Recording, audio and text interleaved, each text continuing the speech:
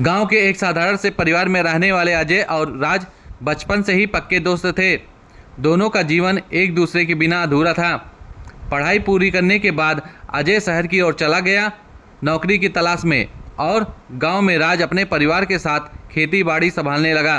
समय बीता और दोनों के जीवन में दूरियां बढ़ने लगी। अजय शहर की चकाचौंध में खो गया, उसे अपना करियर बनाना था, और राज अपने गांव में ही अपनी दुनिया में खुश था। कुछ सालों के बाद अजय की अच्छी नौकरी लग गई और उसने गांव आना जाना लगभग बंद ही कर दिया। फिर एक दिन अचानक राज की एक चिट्ठी अजय के पास पहुंची।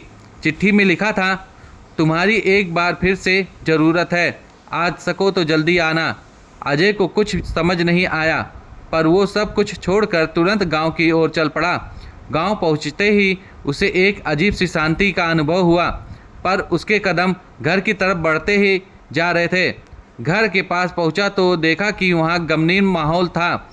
सबकी आंखों में आंसू था और उसके परिवार वाले भी मायूस बैठे हुए थे। अजय की नज़र जैसे ही राज की मां पर पड़ी, उन्होंने अपने आंसू पोंछते हुए अजय को अपने पास बुलाया और एक खत थमा दिया।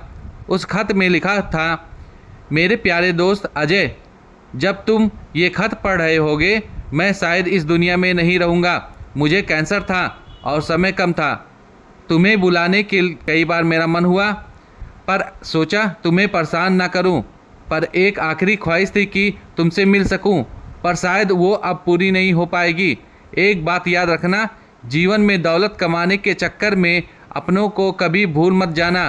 जीवन की असली पूंजी रिश्ते ही होते हैं जो हमें हमेशा सहारा देते हैं। तुम्हारा सच्चा दोस्त राज। ये पढ़कर अजय की आंखें नम हो गई। वो खुद को कोसने लगा कि क्यों उसने दोस्ती की अहमियत को समझने में देर कर दी। उसे एहसास हुआ कि जो समय बीत चुका है वो वापस नहीं आ सकता।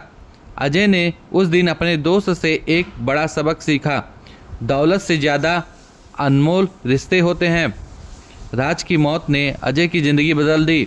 उसने शहर की नौकरी छोड़ दी और गांव में ही लोगों की मदद करने का फैसला किया।